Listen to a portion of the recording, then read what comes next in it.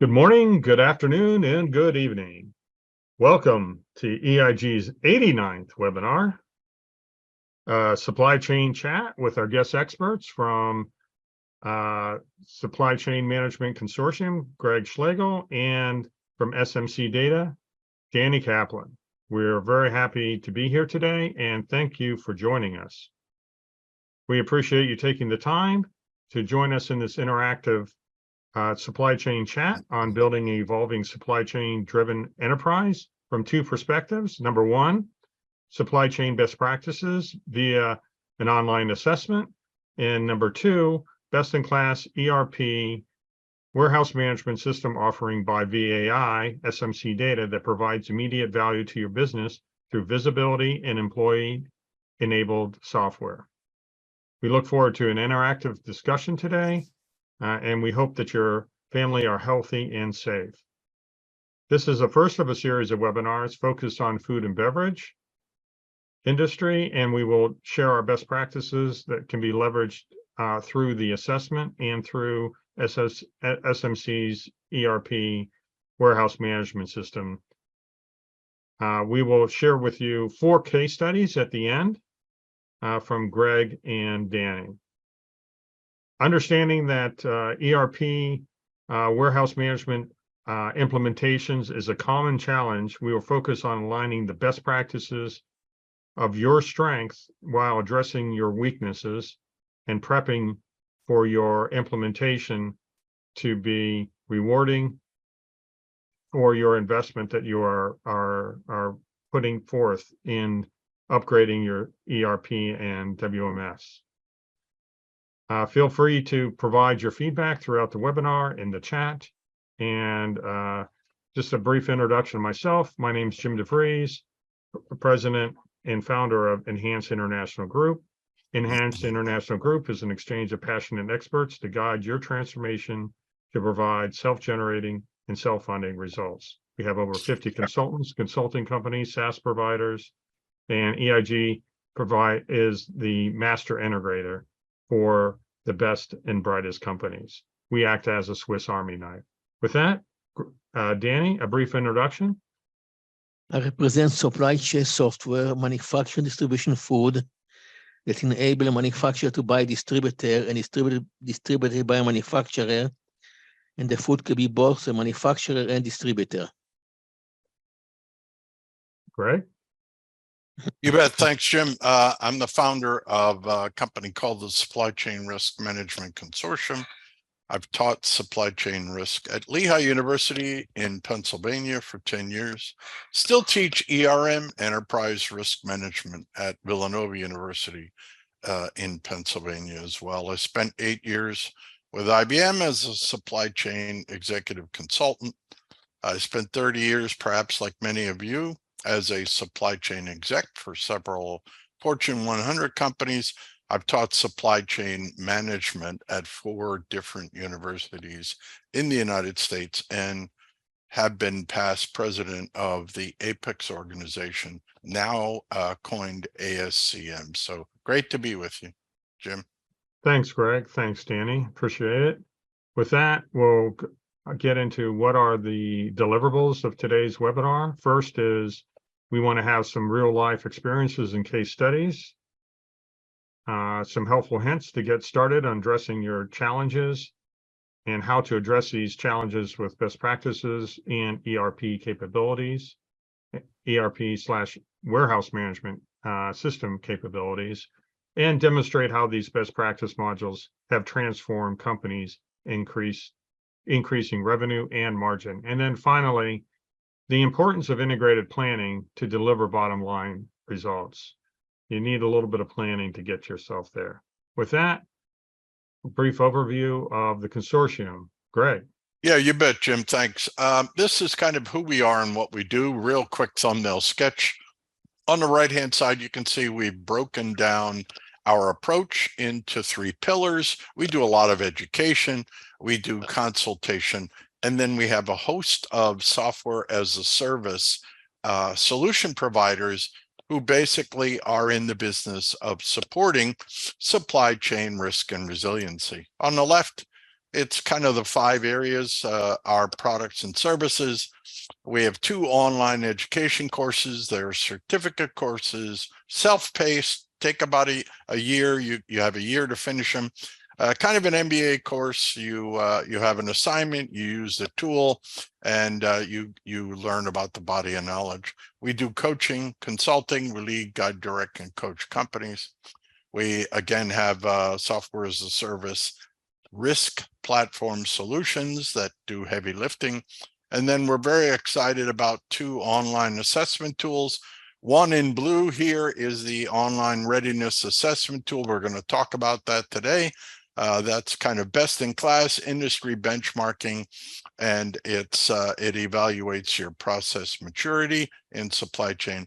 The bottom is a brand new supply chain risk and resiliency 90-day action plan driven by AI ML algorithms. We'll talk about that in subsequent webinars, and that measures your maturity, your risk appetite, and your culture. So that's who we are and what we do. I'll turn it over to Dani.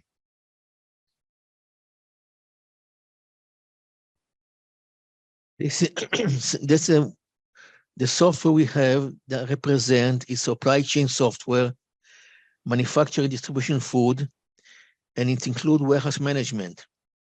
And it's a full warehouse management that enable you to ship on time, dock management, interface to various logistic people. A good example is the trucking company. The warehouse knows yes, so much merchandise, it will fit on 6 or 8 trucks, and knows how much will fit on each truck. And the first stop with the merchandise is in the beginning, last step is the end. The Cognos is IBM product, real-time information, pie chart, graph, and numbers that tell you across the company from a high level what the situation is. Jim? Thanks, Dani. Appreciate it. With that, just a little bit about EIG. We like to align ourselves to this bicycle slide in describing the company operating model, and going to start to recognize that the company is actually an ecosystem. You may have heard the saying, we are only as strong as our weakest link. We take it a step further by following the analogy of the drive pedal, which represents your strategy, and the sprocket representing your execution wheel.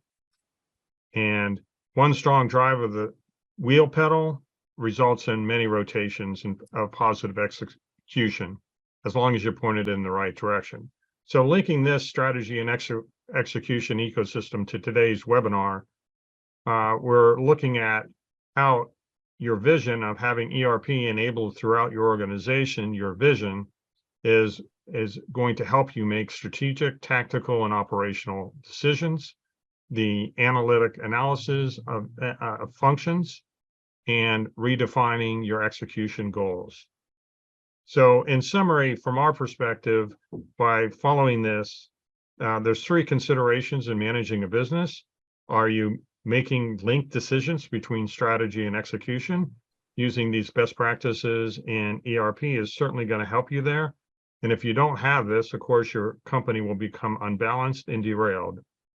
Linking strategy through execution will build your cadence of your company. So having these tools and these methodologies help you better drive your profitability and scalability. And then, of course, a solid strategy should result in many execution cycles so that momentum and cadence can be built within your company's operating rhythm. And as Albert Einstein says, life is like a bicycle. Keep your balance and keep on moving. So with that, we'll keep moving to our webinar series overview. Our first webinar, of course, is this food and beverage webinar. The second webinar coming at the end of August, after we all have our summer respite, is in the automotive industry on August 29th. Our third webinar is for electronics, and then we'll close it out with distribution and logistics. So if there's another topic that you would want to hear, please let us know, and we will do our best to accommodate. So again, we ask if you have anything you want to share as what you want out of the webinar, please place that in the chat. And with that, we're just going to go ahead with the agenda. Today, food and beverage business challenges is the first topic. Our second topic is the best practices in navigating ERP implementation. And our third topic is our ERP best practices to address food and beverage challenges. And finally, we'll close it out with the case studies that we discussed. So with that, it would be helpful if you put in what are your current challenges. Maybe just as an open question to everyone, what are the things that you're seeing? Dani, what are you seeing out there in the marketplace as you are talking to customers, just in general? Supply chain is an issue. Deliverable time. The cheapest vendor is not the best vendor, because if you deliver late, your order will be canceled, resulting in excess inventory. And especially in the food industry, it's perishable. Nice. Greg? Yeah, we see concerned on the economic side, economic uncertainty with the inflation the inflation increasing and no respite in sight. A lot of talent issues, acquiring talent. And the other one is in food and beverage is also now environmental impacts, the ESG, economic, social, and governance issues about the ecology. So those are some of the threads that we hear and see. Okay, great. Thanks. So we're going to take a look at a survey from the Willis Towers Watson Insurance Group that put out this survey back in 2022. And the results were published just recently here in March of 2023. And they focused on food, beverage, and agricultural supply chain risk identified. And they identified these top 10 challenges. Again, this was done over November through December, and 100 senior decision makers, risk managers, supply chain managers, logistics folks. And it was a global survey with the majority of the folks from North America, but they had folks from Europe, Asia, Pacific, and Latin America. And it really surveyed companies that had annual revenues of over $250 million. And so the top 3 challenges that they identified were component shortages, what we continually hear about. So about a third of them were talking about component shortages. Next comes economic uncertainty. And as we know that seems to be not slowing down.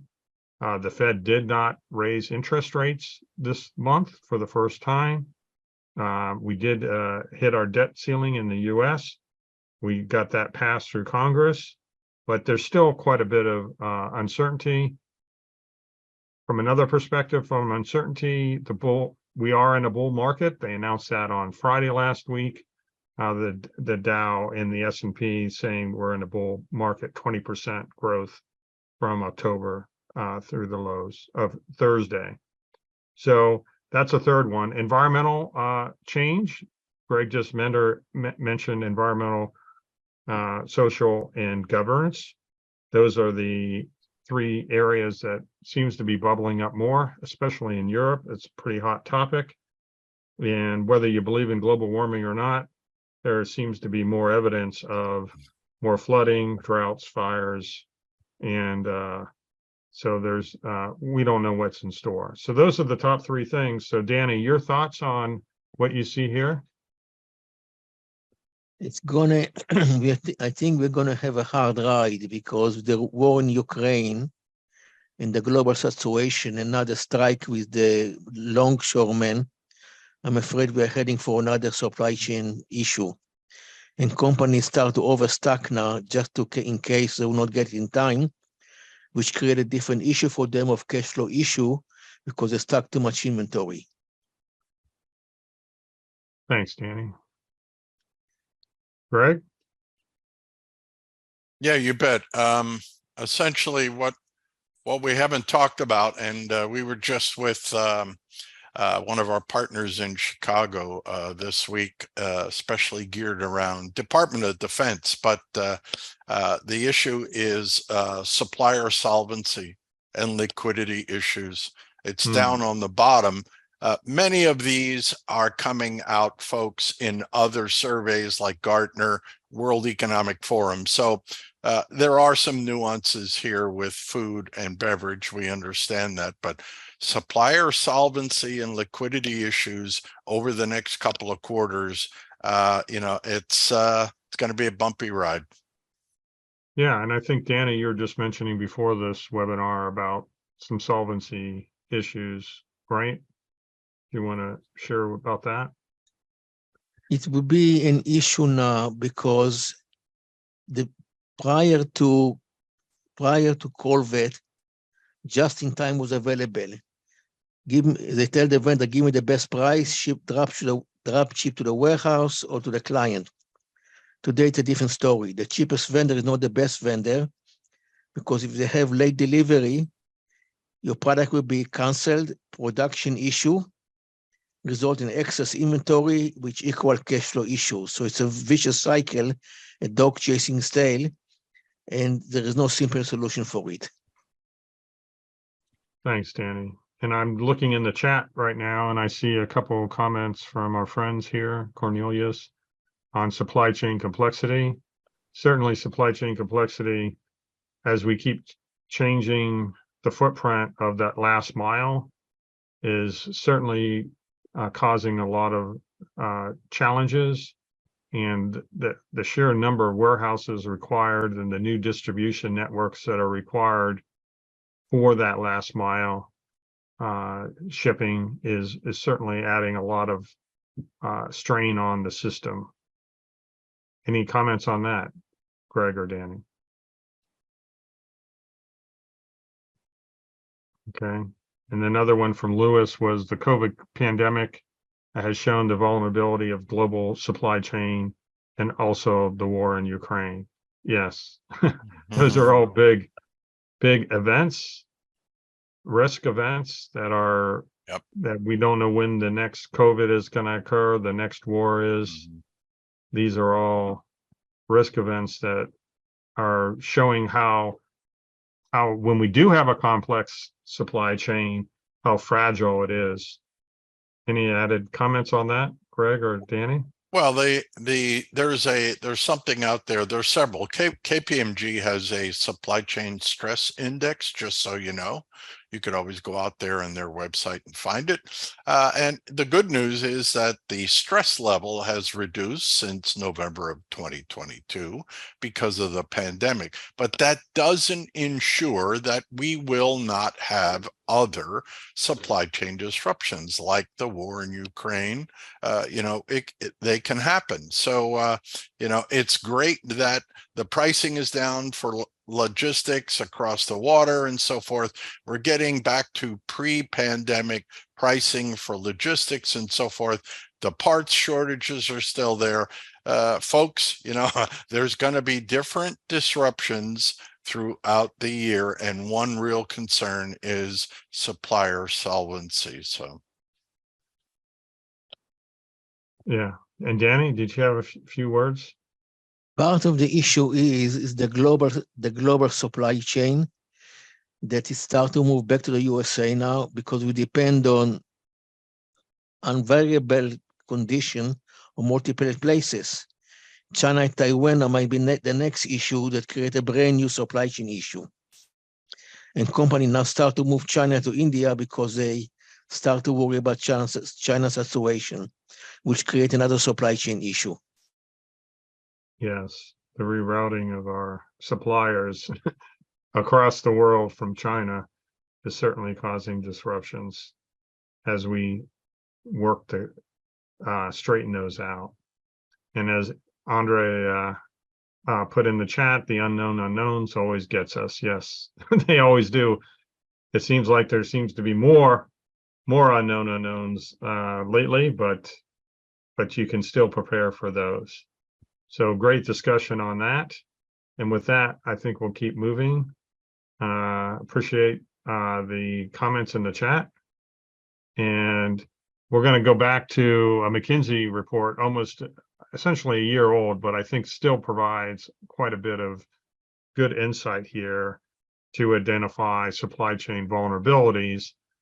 And this was done again in May of 2022 by our good friends at McKinsey. And they asked which of the following conditions, makes your company more vulnerable to supply value chain disruptions due to any cause, including COVID-19. And there were in the order of 512 respondents here. And these are the vulnerabilities that they identified: demand variability, sole sourcing, long input lead times, low just-in-time, lack of visibility of supplier risk, concentrated production, and risk-prone logistics, aging plant and equipment, and the one that's probably closest to the food beverage industry, short life of products. But this is looked at across many sectors, and of these 651 executives. And again, it looks across automotive, which is the first one there, chemicals, CPG, which will put as a proxy for food and beverage, and then the pharma and medical. So the results of, we just look at the consumer packaged goods or the food and beverage, we see that short shelf life is the number one area, followed by long input lead times, low just-in-time inventory, and then demand variability and so sources. But you see these are all relatively close numbers, especially these first six. So with that, Dani, have any comments from what you're seeing here? It's gonna affect multiple industries. I don't think anybody is safe, because when the pendulum starts moving, it's gonna affect cross industries, regardless of what, if you're a distributor, manufacturer, or food.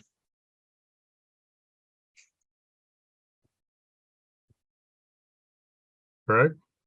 Yeah, you bet. I think it's pretty telling. Most of these have been around for a while in food and beverage.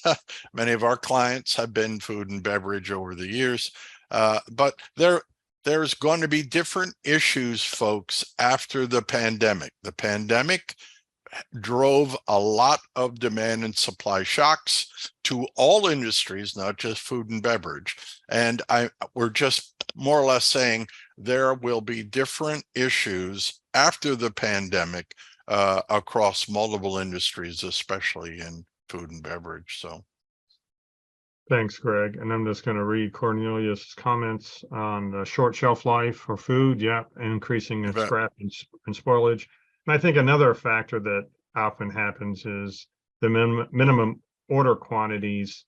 Because we had shortages, we tended to over order things, and we're still going through those gyrations, which then, when demand goes down or demand did not hit, we just want, that creates a lot of excess inventory. And so you see a lot of warehouses full of excess inventory that they can't get rid of, and a lot of scrap, as Cornelius mentioned. So that I see happening throughout the CPG industry, and, getting back to ordering just in time and trusting the network. It's really a lack of trust of the network that I see, that the goods will be delivered on time. So we better over order in order to make sure we have enough. But if everybody over orders, there'll be shortages, and we're in that continuous cycle back and forth over and over. Any additional comments, guys, before we get to the next section? No, I don't have any more comments, no. Greg? Nope. Okay. Thanks for the comments in the chat. Appreciate it. With that, we'll move on to the next section on the best practices in navigating ERP implementation. And I'll just kick off this slide with a slide introduction and then turn it over to Greg. and Dani. So we'll review the best practices that synergize between the processes and ERP, MRP implementation to drive future business operations. So we'll kick it off with Greg. Greg? You bet. Thanks, Jim. In today's reality, folks, speed is life. All right. We talked about all the issues. That's why the SCRM Consortium put together and developed a quick hit maturity assessment tool, which we'll talk about a little later.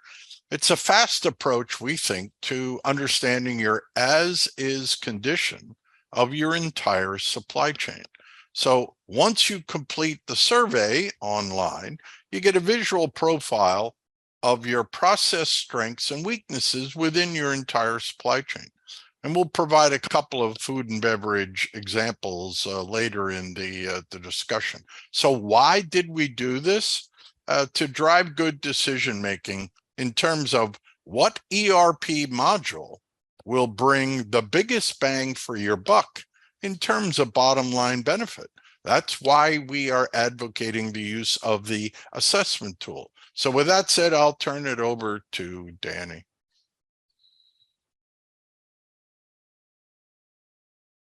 The VAI software is the company represents. They're $45 million, 200 employees, and it's a one-stop shopping basically.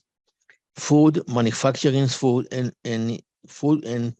manufacturing and distribution, and it has a full warehouse management, which is highly unusual in the ERP industry because most of them are a little bit weak on the warehouse automation. And they end up buying standalone warehouse, which results in integration issue.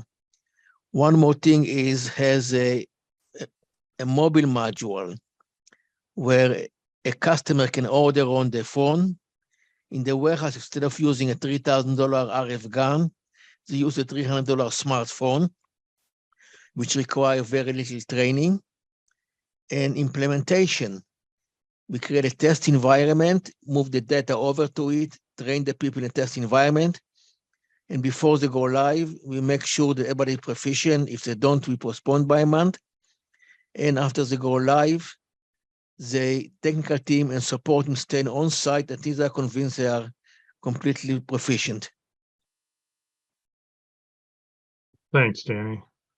And to close it out, as far as putting it all together of your future business operations, the synergy of taking the strengths and weaknesses of your processes when you're implementing an ERP WMS is a very strong capabilities of both of these areas to synergize and drive your accelerated performance through these infused best practices, aligned action planning, and real-time visibility with the VAI system, and self-generating aligned improvements. So having this up and running in a very short period of time versus large-scale ERPs that take months and months and months and years sometimes to implement, the VAI system is very flexible, and I would say it has a WMS that most ERPs do not. And then for the assessment, it's a very quick assessment.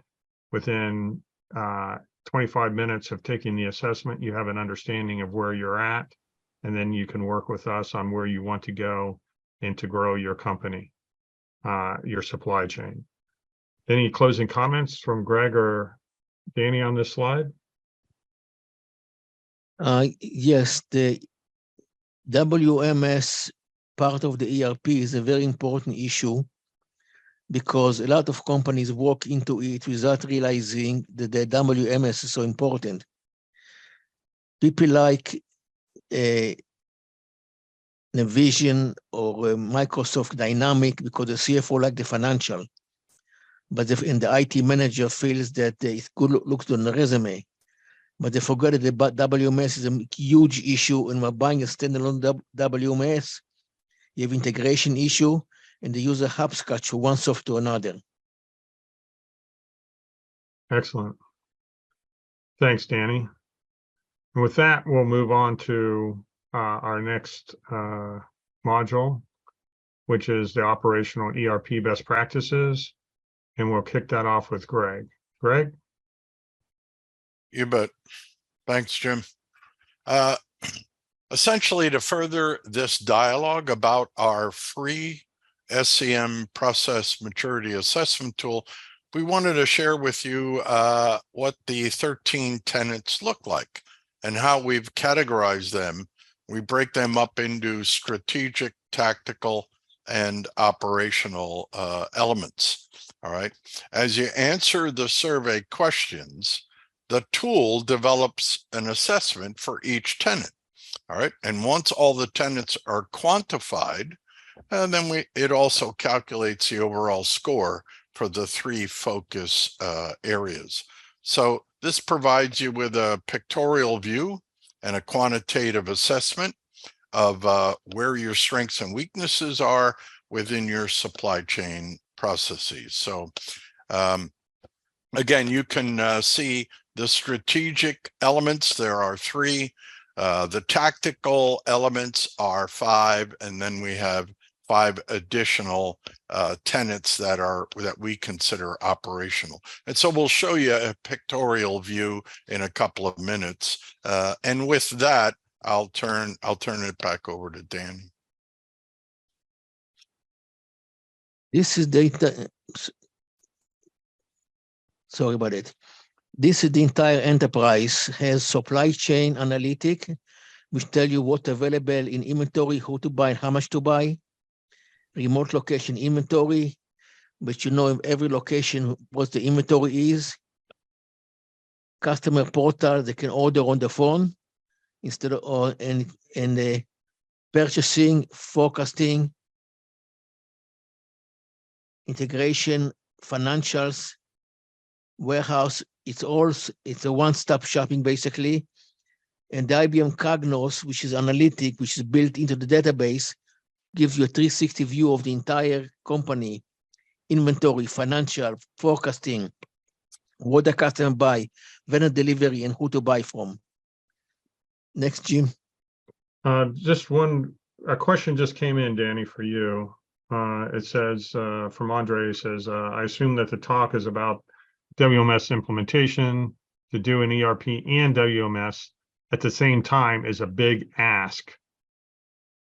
Is that what we're saying, that we can do an ERP and WMS together at the same time, Dani? Can you share about that? It's not a big task because the WMS is integrated into the ERP, and down the road it solves a lot of headaches of not having the WMS, and then you have to get a separate WMS, and you start the whole cycle again of integration and training and data accuracy. So having it out front, it might take another couple of months, but down the road, you save a lot of headaches. Yeah, Greg, do you have any comments on that? Yeah, Jim, I'll answer that. I was going to answer it online. The key to this discussion, the entire discussion today, is to allow you to utilize our free assessment tool to get a picture image of your ERP warehouse management strengths and weaknesses, all in an effort to figure out which computer module will give you the biggest bang for the buck as fast as possible. That's what we're advocating in terms of assessing your strengths and weaknesses in supply chain first, then getting some sort of prioritization and picking the right module to do first, second, or third. That would be my quick answer to that question. Great. Thank you, guys. So with that, as we look at go back to the survey, again, we started with the S&OP, short shelf life and products. That is certainly an area to focus on. And then from Dani, from your perspective, you have the purchasing, inventory management, and Greg, the S&OP. Would you speak a little bit about that, on how it applies to short shelf life of products? Well, yeah, the SNOP, if you're not familiar with the term, it's sales and operations planning. That is a forum that many exemplar and mature supply chain organizations tend to have that forum once a month. And that forum is to help you balance demand and supply within your supply chain. And therefore, things come up all the time about products, services, what products we are producing, the shelf life and or the life cycle of a product. Those threads come up in SNOP meetings all the time, especially under the guise of the industry sector, food and beverage. That just to give you some context. And Dani, you're from a VAI perspective? It saves a lot of headaches down the road, but having the WMS up and running right up front. I just bought a client last year who is a very large mid-market client that has 6 separate modules and no integration, and they have to keep calling the warehouse. Is the inventory there?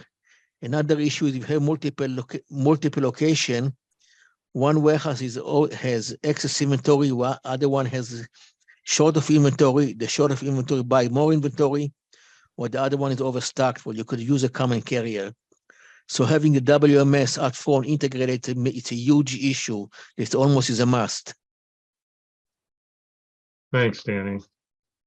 With that, we'll click away here to the next area, which is concentrated production. And I'll turn it over to Greg. Yeah, this is in the middle in the blue column. These are our readiness assessment tenets. So we feel pretty comfortable that our tenets within the assessment tool are nicely aligned with the issues that McKinsey brought up. That's why we're showing you the 3 columns. The middle column is our readiness assessment tenet. The column to the right is the issues identified by McKinsey. And then on the left, it's the support modules that support the tenets within the supply chain. So concentrated production, very important. Throughput is very important in a continuous manufacturing in food and beverage. And so our tenet is nicely aligned, supporting the issue of concentrated production. And then I'll let Dani talk about their module.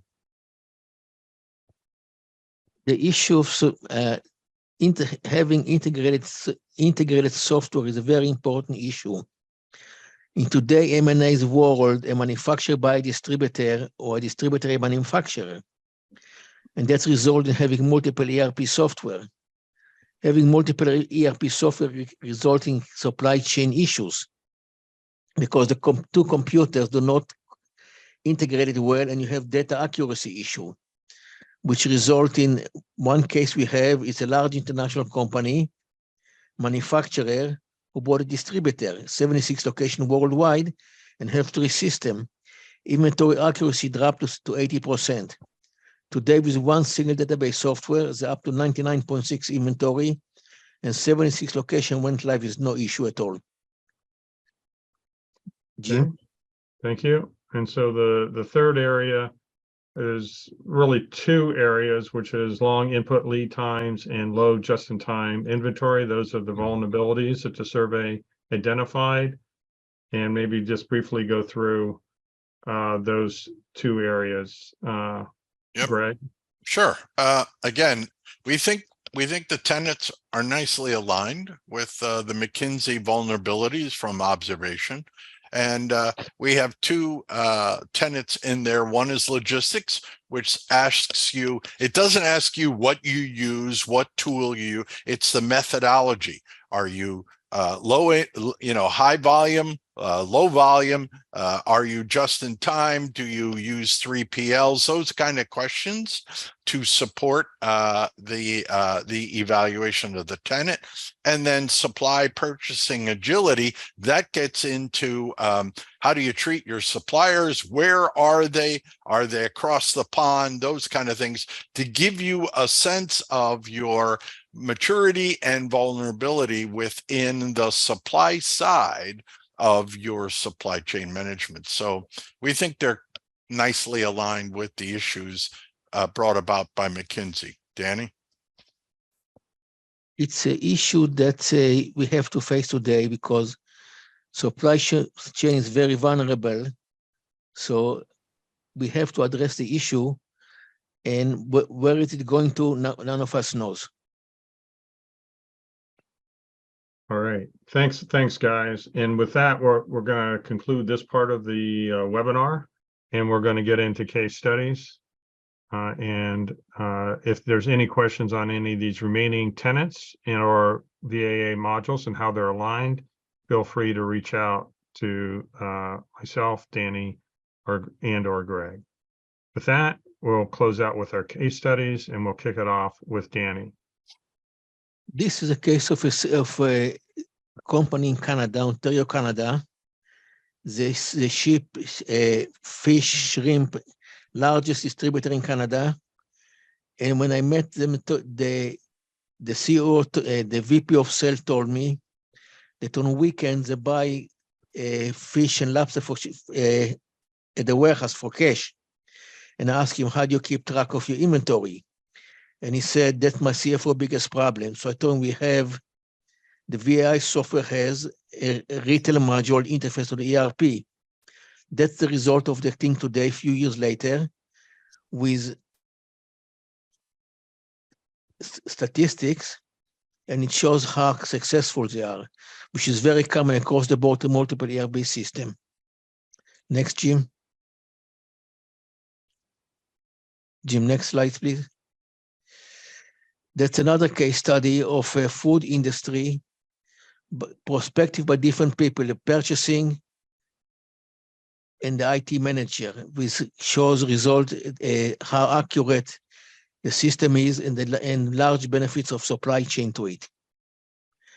The warehouse management plays a big issue here. Again, it's integrated as part of the whole ERP, so you don't have integration issue, and helps, it's real-time information, lowers the cost, and today the labor issue, it's a very important factor because it's difficult to get people in the warehouse. So have automation, it's a very important factor. In the usage of a smartphone instead of an RFID, with RFID, instead of an RF gun for $3,000, a $3,100 smartphone makes it much easier to hire people and train them on the software.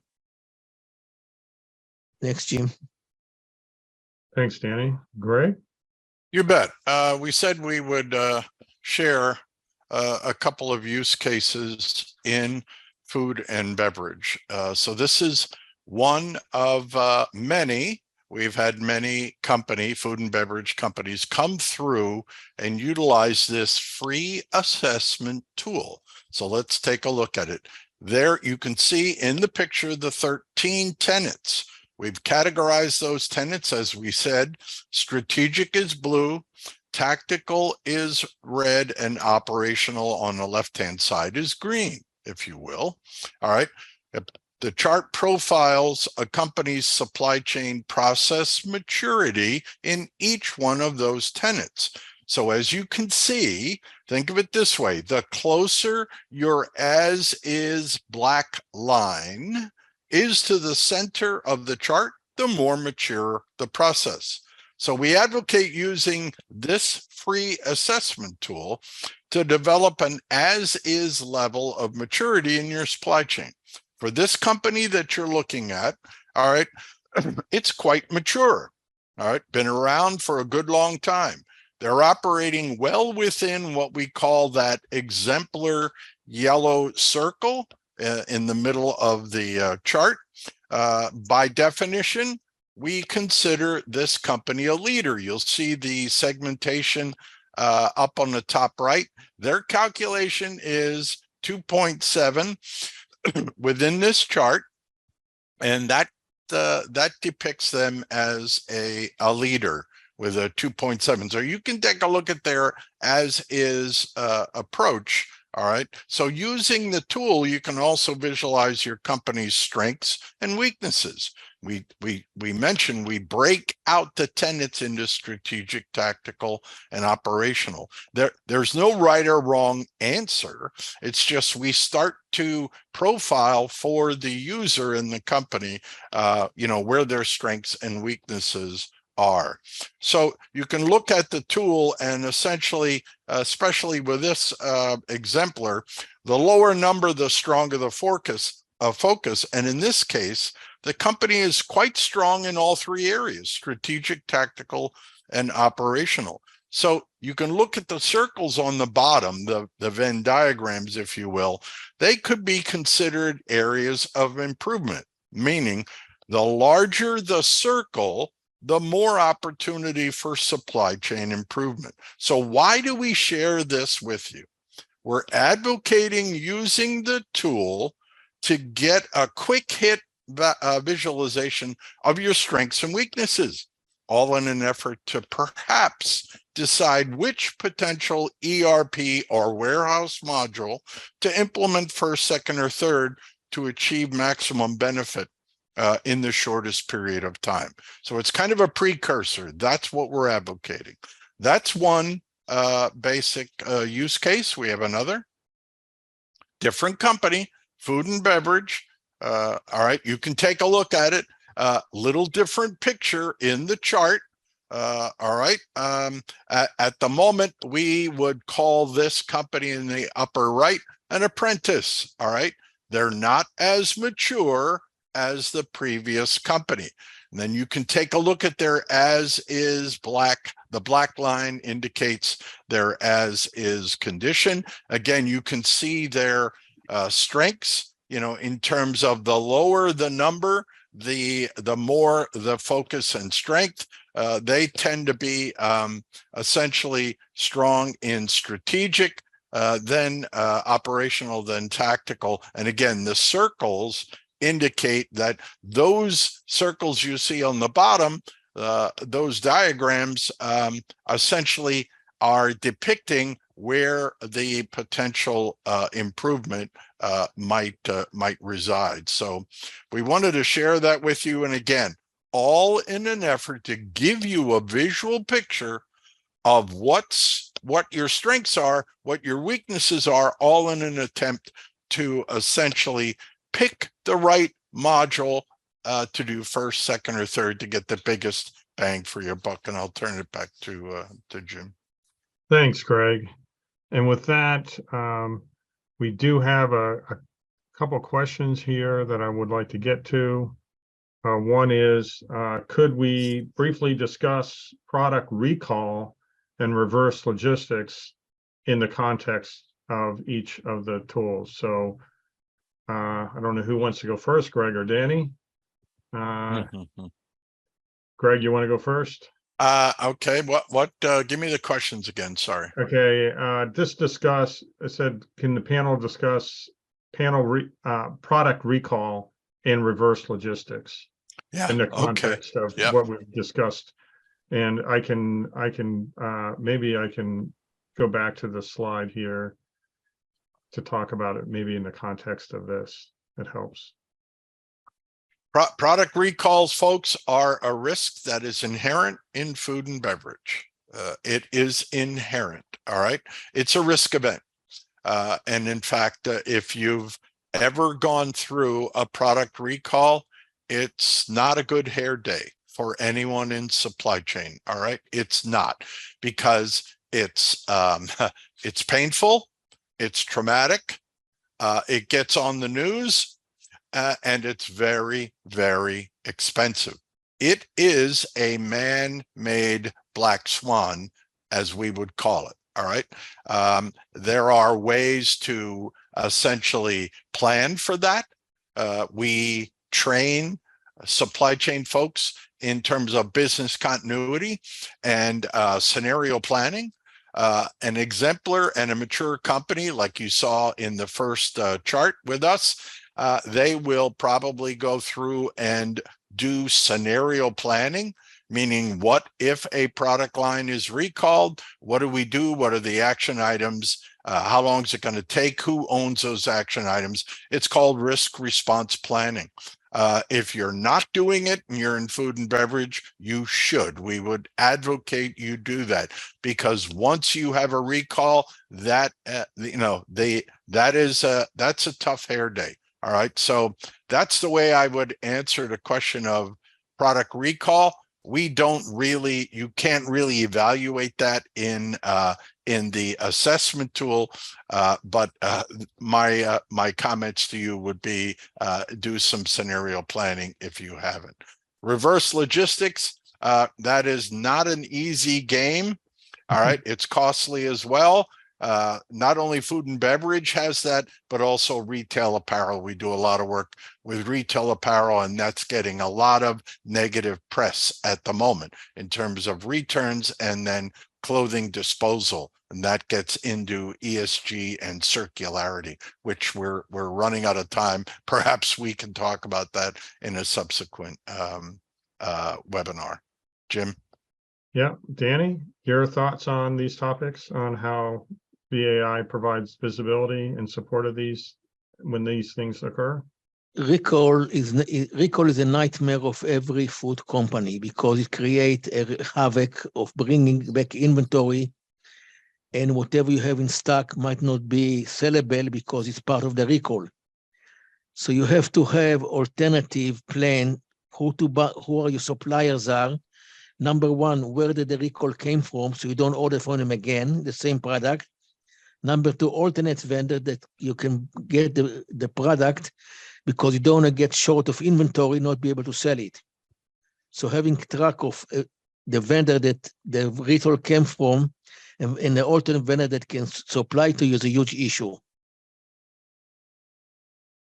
Thanks, Dani. And reverse logistics?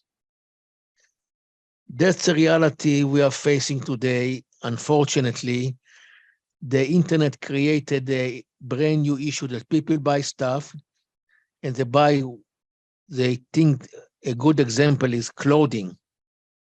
A person who buys something and buy both sizes, and he will return one of them. So it creates a huge influx of return inventory, and then it creates a strain on the warehouse. And you have to decide what to put back in stock and what just to sell it to in a fire sale.